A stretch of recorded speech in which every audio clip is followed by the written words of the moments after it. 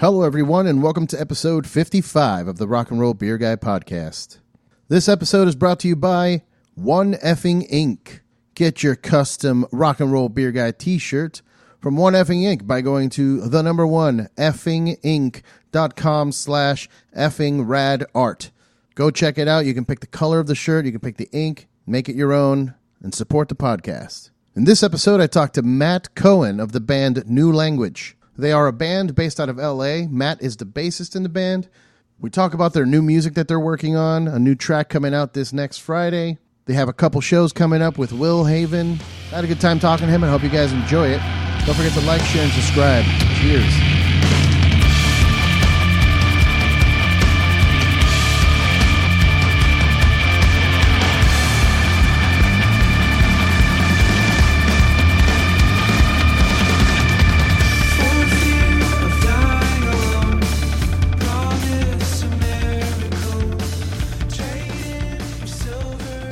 I like rock and roll and I like beer, and I'm a guy, so I can relate. Right. All right, so welcome everyone to the Rock and Roll Beer Guy podcast. I'm here with Matt from the band New Language. Hey, everybody. How's it going with you? Everything's going pretty good. What's today? Today is Tuesday. I'm just chilling here in Los Angeles. Where are you at? I am also in Los Angeles, in Long Beach. Nice. I'm downtown. Yeah, nice. Yeah, I mean, that's where the brewery I work at is located in downtown. Oh, which one? Iron Triangle Brewing. I need to come by that one. I haven't been there. Ah, dude, let me know. I'll get you some free beers. Iron Triangle. I'm writing it down. What part? Yeah, cool. It's in the Arts District, actually, right in the industrial warehouse area. Cool. Iron Triangle. Yeah. Sick, dude. Yeah, man. You let me know. I'll meet you there. I can get you some free beers. Thank you. Yeah. So, New Language. Tell me a little bit about the band. Where'd you guys get started? What's up with the name? All that good stuff. Totally. So, New Language. It's primarily myself and our lead singer Tyler Demarest and a guitar player Sebastian Bentley. And we launched publicly in 2016. New Language. As many bands are, it was a result of Tyler and I were in a band previous to this, and we had kind of just hit a wall of just creativity, and we were having difficulties, just kind of moving forward. So probably the summer of 2015, we were buddies with Tony Hajar. He plays drums and at the drive-in, and we were talking just. And about writing new music, and he was open to producing some of the tracks and drumming, not in the band, but just writing songs with us. So that's So this was actually we kind of just got into a room, didn't really have any expectations other than let's just create something, let's just write music. And so I think that first band practice we wrote 2 songs, one of them which was Wake Up, which was the first song we ever put out as a band. Before we knew it, we were, 2 months later, we had written and recorded an entire album. And then, like many things, it took a little, so we had this album done, and then it took about a year to really get it off the ground. So we launched the band as New Language. And the name is just, it's kind of an all-encompassing, musically, this was kind of like our new language, emotionally, and just who we are as people. This was our kind of evolution, I guess you could say. So it was our next step forward, and we launched the band in April 2016. And then we were, again, lucky enough, Tony, we played with one of Tony's other bands, Gone Is Gone, which has got guys from Mastodon and Queens and yeah. So we played our first show with them, and then a few shows later, we got asked to go on tour with The Used and did a national tour with them. That's huge, man. Yeah, it was awesome. we went from literally 0 to. So was that like a friendly phone call, or was that like a label thing? Like they just hit you up, like, "Hey, this is happening," or was it a friend? It was through some friend. Our team. We work with ICM, and we were working with a woman named Missy Worth, and she was friends with them, and so we saw the email she just submitted, and she was like, it was actually awesome. The email literally said something along the lines of like, hey guys, like we're brand new, we don't mean shit, but we're cool as fuck. And and then sure enough, we got the email, and I mean, after talking to the used guys, they listened to the music, and they said there's probably between us and 5 bands, and we got the email, so we all quit our jobs and jumped on the road for 2.5 months. Yeah, that's it was what awesome. You do. Yeah, it was an amazing opportunity that definitely was good for all of us. Yeah, if anybody's listening that's in a band, if you ever get that email or that phone call, you better quit your fucking job. Yeah. Don't fuck around like, oh, I don't know, I've been here for 4 years. Bye. Yeah. Bye, Felicia. This was, it was a memorable experience for sure. Hell yeah, dude. Like, you got to take that opportunity. It's a big band. It's a I'm assuming it was nationwide tour. Did you guys leave the country or? We played in Canada, but it was primarily just a couple dates in Canada and Toronto. But yeah, it was just all across the country here in the U.S. Nice. And you guys have a couple shows coming up actually with Will Haven. Totally. We're playing May 4th with Will Haven and our buddies in Fake Figures. May 4th is down at Program Skate Shop down in Fullerton, and then the 6th, day after Cinco de Mayo, up here at the Viper Room. Same lineup, so it should be really great. Yeah, I plan on going to the skate shop one. I've never been there, but if it's just a skate shop, that's awesome, because that's gonna be awesome. Yeah, we're looking forward to that one as well. I think we've been looking for opportunities to, in this case, literally get on the floor and play grassroots and get to meet people. So we're looking forward to the skate shop show as well. Yeah, and you got like the Viper Room the next day is a big venue. It's a professional venue, so this is a cool opportunity to do something like old school like that. Like when you first started playing in like your friends' living rooms and backyards and shit. Yeah, man. So that should be good. Yeah. We've played with Fake Figures before, I think once or twice, and they're awesome as well. Nice, man. And so you guys basically, I don't want to call it a jam band because it's not, you don't sound like Fish, but but you guys, you have like a jam perspective. Like you guys are just getting in a room and just playing what comes out. It's not so structured or fit to any specific genre, I don't think. Totally. I think we all have influences, a wide array of influences.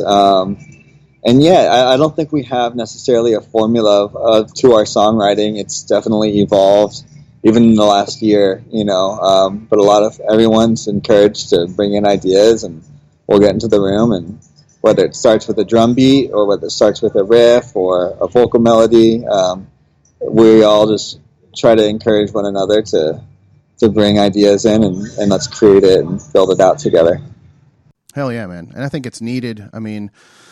The music world is completely different to what it was like 5 or 6 years ago even, and you look at what's popular these days, and it's kind of rough to like accept. Like I'm starting to feel that old man starting to creep out of me, that like I don't understand what you guys are listening to anymore. And like I'll listen to it, and I in my mind it's garbage, but they're loving it, so obviously something's going on. Someone's got it down.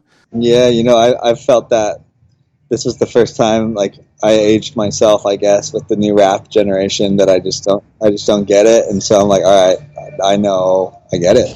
I've hit the stage where it just doesn't connect anymore. So nope. And you can't be a hater. Like you can't just be like, oh, that's trash, and if you like it, you're trash. It's like, no, there's a lot of people that like it. So you are the one that's not in with it, or me, for example, in that scenario.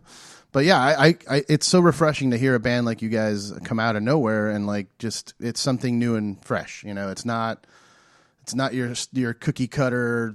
Hey, we're a black metal band, so we're gonna sound like black metal, or I like it when bands explore. Like recently, there's this death metal band, Rivers of Nihil, that came out of nowhere for me, and they just go all over the place. Like there's death metal parts, but then there's also jazz, like saxophone parts. Like I think that's the future. Like bring some cool shit into the music. Yeah, man, it's always good to find some new tidbits. Well, I really appreciate you saying that, though, for sure. Yeah, and like it's an interesting. I mean, I've only heard a couple songs from you guys, but Will Haven is heavy as all hell. Yeah. So it's interesting to see that lineup together. Like, I mean, do you guys get that heavy in some of the other songs that maybe I haven't heard? No. Okay. Yeah, Will Haven, they're definitely a hard hitter or hardcore band. Where we kind of walk the line between post-hardcore rock and even some like softer, groove moments. I mean, if you come to our show, you definitely, I'd say we are an energetic band, that, we'll have you headbanging and dancing at the same time, in one way or another. But you guys do a lot of on stage, like moving around, jumping in the, like jumping the crowd type of deal, or get the crowd involved. Totally. Yeah. I think that's part of the show is to, feed off the crowd and vice versa. We get energy from them and they get energy from us. So hell yeah. It's definitely an energetic show. Yeah, man. And it's funny. I love a lot of different music. I love the dudes from Between the Buried and Me, which is like super tech death metals. But when they're performing, they kind of have to concentrate on what's going. They have to stare at the guitar because, like, holy shit, it's a million notes a minute. But I miss the just go out and play and like jump in the crowd and like not. It has to be tight, but it doesn't have to be all that tight because it's more about the live. Yeah, so we just keep our riffs really simple so we can backflip on stage. And yeah, that's the other alternative too, right? When it starts getting too coordinated. Yeah, like synchronized headbanging. Let's go, guys. So tell me more about the band itself. Like when you guys got together, like you said in the beginning, you were something else, right? You weren't New Language. Correct. Yeah, Tyler and I were in a band called Kevin. That was kind of like our college band, and we learned a lot from Kevin, and as musicians, as humans, as kind of discovering and learning about the interweavings of the music industry and everything. So yeah, I mean, that's about it. We were a band. Tyler and I, we were a band for probably 7 years, and then, like as I mentioned, yeah, we kind of just hit a dead end. I think it was launching a new project and band. It was very clear by the end of the first day, week tops, where we were like, okay, this is new. This should be new. This deserves a new breath of fresh air in the sense, for us, and just like it needed a fresh look. So, for us, it was a kind of a weight off our shoulders and just an opportunity to start over and take everything we had learned and apply it. Yeah. Yeah. Are you guys working on new music now together right now? Yeah, we actually have a new song coming out next Friday. It's called Give In. We have another song coming out in May, I believe, and then we're just demoing out a couple new songs for summer. So we're just going to keep the activity up. I mean, last year we put out our full length Come Alive and the EP Everybody Screams, both in 2017. So we just want to keep creating and keep putting music out there. Yeah, and you're in a position, in this day and age that you can put out like a song on the internet and people will listen to it, and you don't necessarily have to release an album or an EP or something like that. Totally. We kind of have our own internal, like, how do we feel about that? But it's true, and we are doing the whole single thing right now. I definitely think there's something to be said about the full length album and having the foundation and letting the fan go through it, but there's also something to be said about people's attention span and whether they will take the time to sit all the way through it. Right. If you're not a large band already. So and it's definitely a time now where a lot of attention spans are very short now. A lot of people can't like wait a second. If their fucking Netflix starts lagging, they just lose their shit. So right. That's right out of it. Yeah, it's very, and it's even affecting me. I've never been like that, but lately, with so much going on, I feel that way. Like I'm like, oh shit, do I have ADD now? Like it's not even, I never had it before, but Oh yeah, it's definitely a product of technology that's We want everything faster, instantly. Yeah, faster and right now. Right now, whatever it may be. I don't want to wait, like the days of waiting, months for a movie to come out of theaters to hit like a DVD or something. It used to be like 6-7 months or 8 months. Now it's like 2 months later. Right. It's out. Yeah, it's crazy, man. Yeah. Anyway, so you guys bring in different collaborators, I'm assuming? So you had Tony, right? So yeah, we wrote the first album with Tony. Tony actually, he was part of the entire album. He was drumming in the room, wrote all 10 songs with us. And then, coincidentally, yeah, we did actually have another drummer collaborator. We put out a single, I think in January. It's a song called Show Me. That's off our Everybody Screams EP. And that really just came from our buddy Teddy Bolt. He was an old, high school. He was actually the original drummer of Keith in our last band. He lives out in Nashville now and was just in town one weekend. So Tyler and I hit him up and we said, "Hey, you want to come by and jam?" And we wrote a song, and so he's a part of Show Me now. And then there's definitely the core 2 and 3 between Tyler, myself, and Sebastian, and then. We've been playing with our buddy Jake Reed. He's on the Everybody Screams EP and been playing live with us for a little bit. But I think we're definitely open to collaboration. We're just open to playing music, and if something comes of it, then something comes of it. So, if you could call anybody, who would that be to collaborate on a song? Alive or dead? Alive. Let's keep it alive somewhat realistic. I think we, obviously, to totally wear our influences on our sleeves. I think we definitely would love to work with the Dave Grohl, the Josh Hommies of the world. Right. We inspire, the scale that they've taken their bands to. It's very inspiring, and they still keep it real. I just saw Queens last month out here at the Forum, and it blew my mind. That was a bucket list for me. So.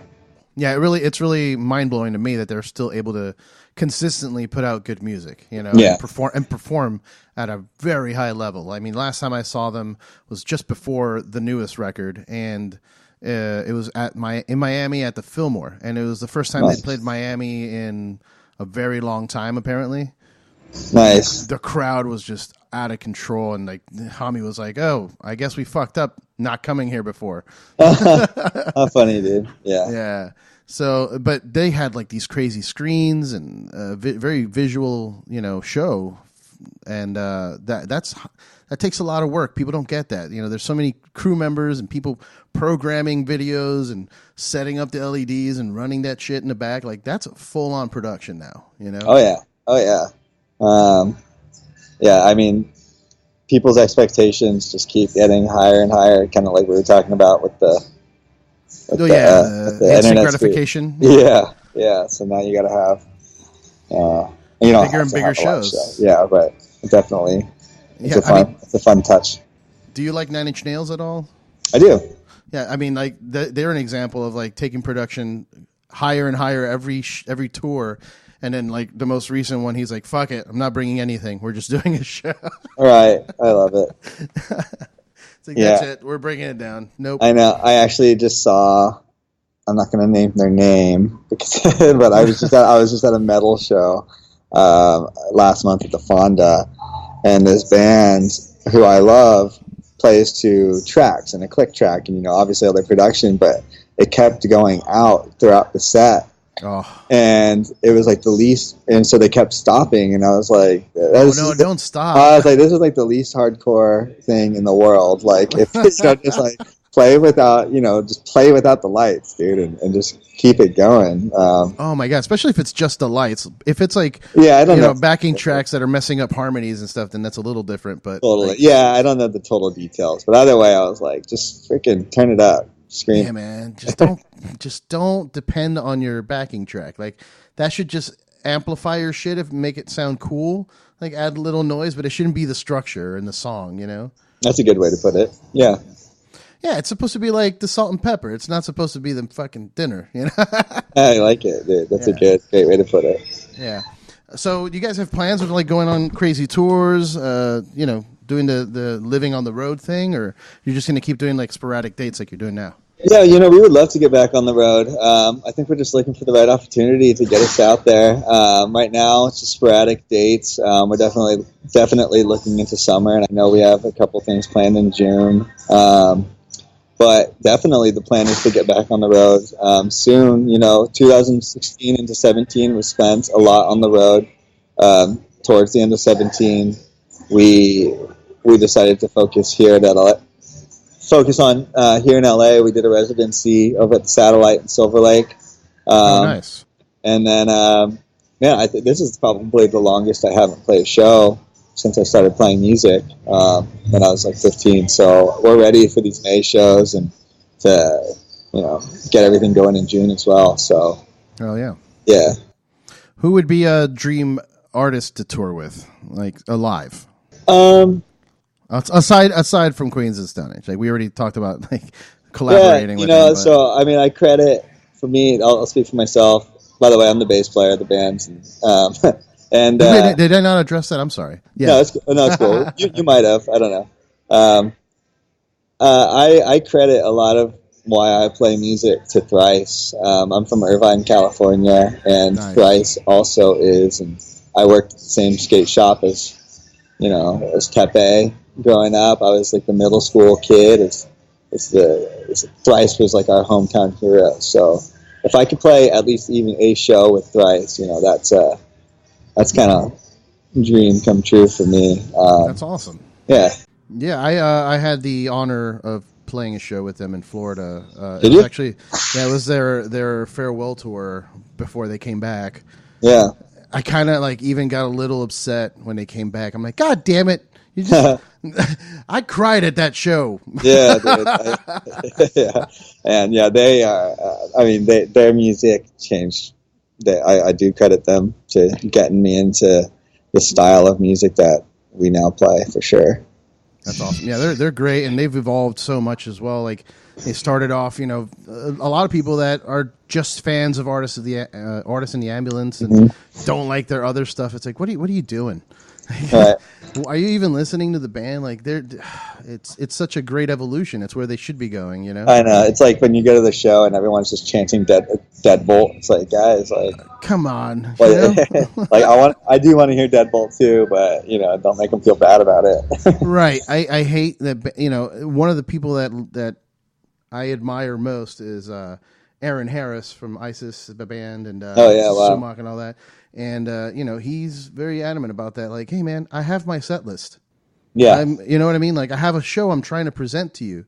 Like, don't, I'm not trying to put words in his mouth, but this is just the vibe I've gotten from him in the past where people have chanted out stuff into, at him. And it's like, guys, come on. Like, I thought you were here to enjoy a show, not, demand stuff from the artist, Right.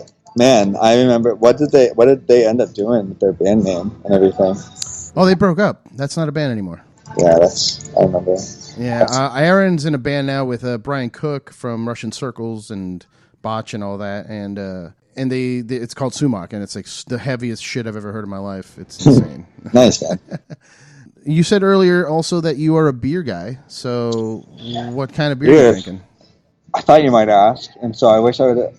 So, I studied when I was in college. I got to go to London, and I was sure to have a Guinness a day. A Guinness a day, nice. I had a Guinness a day, man, and I thought I was so cool because I was 20 years old, and I was drinking a Guinness a day. But I love the stout beers, and then I love red ales. I feel like not a lot of people, or a lot of restaurants serve red ales, so when they do have them, I'm sure to get one. Well, to be fair, not a lot of brewers are brewing a red ale. Right. Why not? I don't know. I like it. I like that style, but I don't know. Yeah. That's a good question. And I would buy more reds if they were available. I used to drink a lot of Killian's Irish Red back in the day. Yeah, man. Before I knew better. It's a good caramel, like, kind of note to it. I'm into it. Yeah. So you're into definitely more malty beers. You're not a big like IPA hoppy kind of guy. I am. I think I'm just. I think I kind of. I think I IPA'd myself out a little bit. Yeah. You're hopped out. It happens. It does, man. It's, I don't always need the kick in the mouth. Maybe especially I do, here, especially here in LA. There's just everyone has 3 IPAs on their draft line. You know what I mean? Yep, I know. It's everywhere you go. It's the best-selling style of beer. Even for us, like at the brewery I'm working at, the second our IPA hit cans, it became our bestseller in cans because that's all people want. I can't wait to come try your beer. Yeah, no, they're really solid. Like our lager is about as authentic as a lager gets, clean, crisp, and everything. And then IPA is old school West Coast style IPA. It's not like the new haze craze or juicy or tropical or milkshake or it's an IPA. Good stuff, man. Well, yeah. We will side note on that, and we'll all come in and have a beer day for sure. No problem at all. Yeah. Do you have what's your day job? So I actually work in music as well.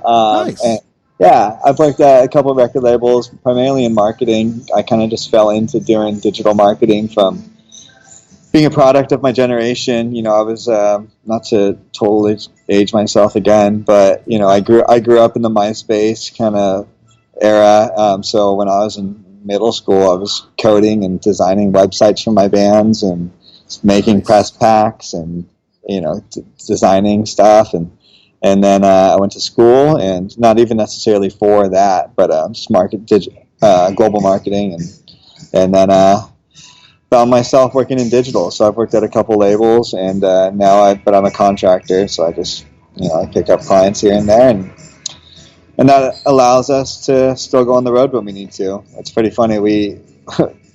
Our singer does similar stuff as well, but also works in kind of commercial songwriting for movie trailers, and we're both in the back seat with our Wi-Fi routers and laptops up, and we make it work, man. We all used to have full-time jobs. Our guitarist is a guitar teacher, so that works out well.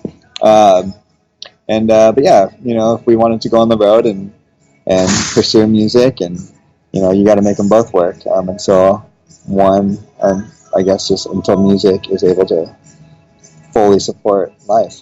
Hell yeah, man. And I admire what you're doing because it really is the future. I think this whole dynamic of, there's still obviously there's going to be a large portion of the population that does their 9 to 5, but for musicians specifically, like you can make a living on the road, not just off of the road, but while you're on it, doing stuff like what you're doing. Yeah, I've had this conversation, with other people, and it's kind of like the modern musician. You can't,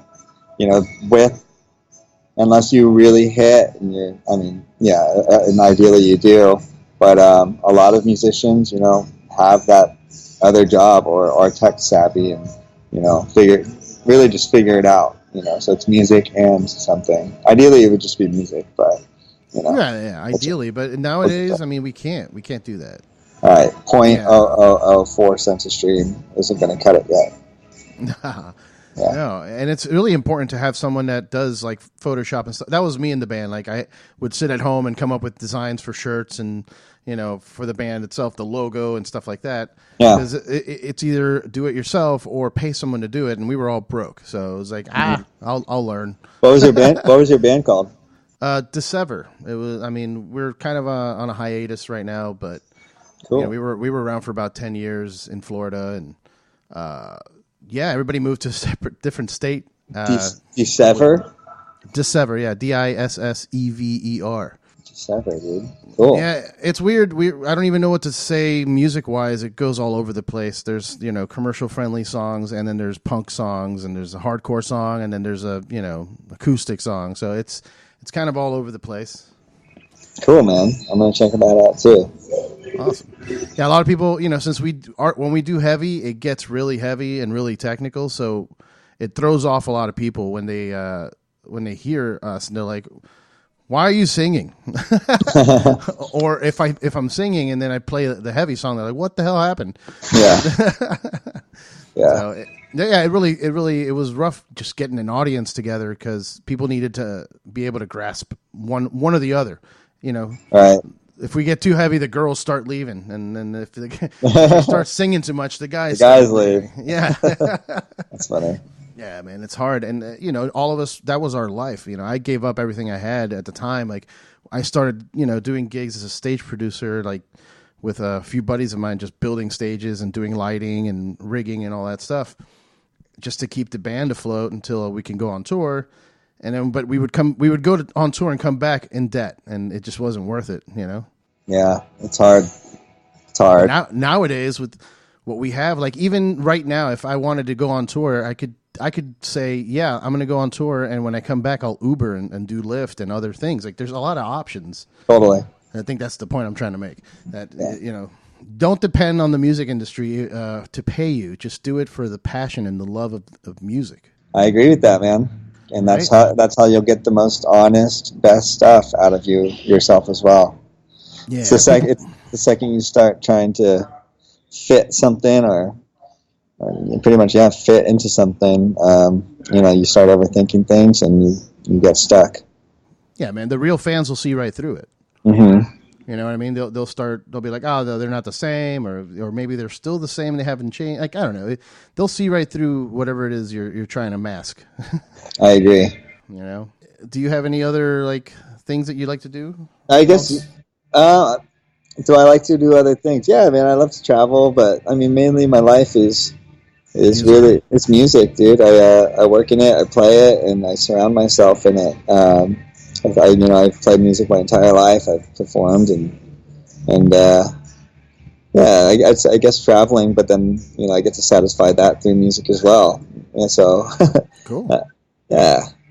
So no distractions like video games or movies or professional wrestling or. Funny enough, I grew up watching like WWF and stuff, and I recently got back into WWE. So it's pretty funny. See, I knew I could find something there. Yeah, it's funny. It's funny how it comes full circle. I think I just started watching it, and I was like, oh my god, he's an announcer. I don't know. It's just obviously nostalgia coming full circle. Yeah, man, my hobbies. I'm a sports watcher. I do watch sports. I know some musicians are like, sports, what's that? But no, I like sports. I'm a Rams fan. I'm a Lakers fan, and I'm a Trojan fan. So, hometown love. Yeah, I'm from Southern California, born and raised. Yeah, man. But yeah, life is good. Well, that's good to hear, man. So, where can people find you? On Instagram, on Facebook? Which is the most active one for you? Yeah, probably Facebook and Instagram. New Language Band are all of our handles. So it's newlanguageband.com, Facebook New Language Band, Instagram New Language Band, and we're excited to put out these new songs. We got one coming next Friday, the 13th, Friday the 13th, and then another one planned in May. And then another in June. So, just keep an eye out and hope you dig it. Yeah, and come out to the shows in May, 4th and 6th. Yep. Yeah, 4th and 6th, right? Because Cinco de Mayo, they're in like San Diego or something, right? Yeah, they're in San Diego. We're not playing that one, but we're doing the other two. So I'll be cooking tacos. Yeah, well, come on out. I'm going to be at the skate shop for sure. Good stuff, man. Well, I'm looking forward to meeting, and then also, if we don't meet, drinking a beer before then. Yeah. Let me know. I'll send you my number. That way, you just send me a text if you're ever in the area and you want to go grab one. So sounds great, man. I really appreciate it. All right, guys. Thanks for listening, and again, follow the band. Check them out. Thanks, everybody. Bye. Cheers.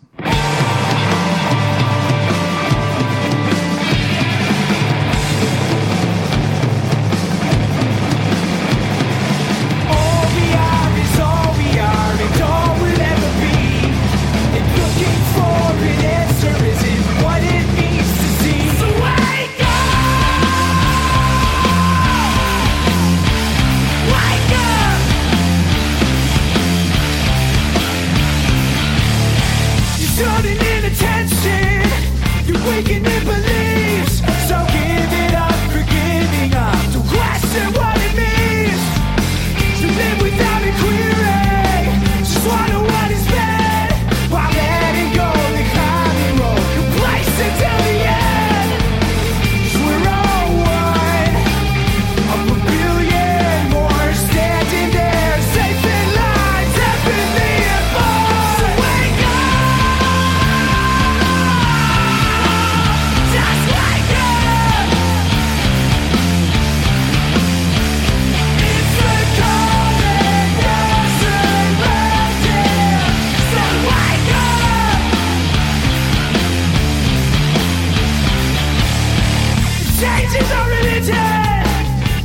is what we need to live without an ounce of doubt or validations, please. So remove yourself from the billion more standing there, safe in line, deafening and boy. Wake up! Just wake up! It's a cold and you're surrounded, so wake up!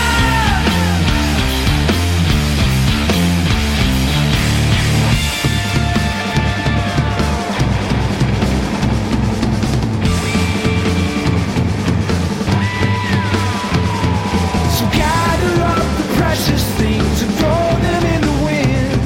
'Cause all in all, this game we play's a toss up in the end. So just wake up. So just wake up.